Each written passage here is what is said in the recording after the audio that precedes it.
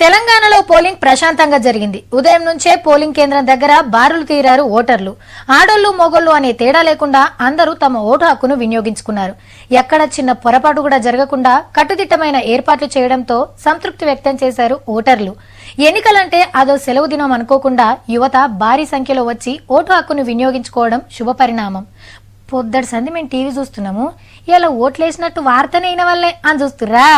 Vote హక్కు లేని బాల ఓటర్ల ఎన్నికల వార్త ఇది. బుద్ధిమంతులున్నట్టుర్రు, ఓటేస్తందుకు ముద్దుగా లైన్లు కట్టిర్రు, గుర్తింపు కార్డులు కూడా తెచ్చుకున్నారు. ఇక లోపలికి చూద్దాం. వీళ్ళు పోటీలు ఉన్నోళ్ళ ఏజెంట్లు, ఇక వీళ్ళేమో పోలింగ్ ఆఫీసర్లు. ఓటర్ లిస్టు ఏలు కూసే ఇంకు తయారుగా పెట్టుకున్నారు.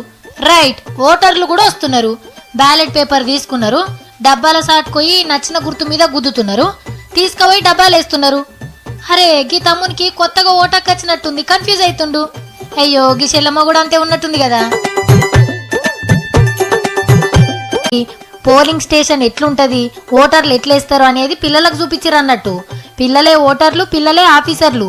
అబ్బా మంచిగా చేసిరు కదా అని మురుసుడు కాదు, అందరికందరు ఓట్లు వేయాలి, ఏలుకు ఇంకు పూసుకోవాలి.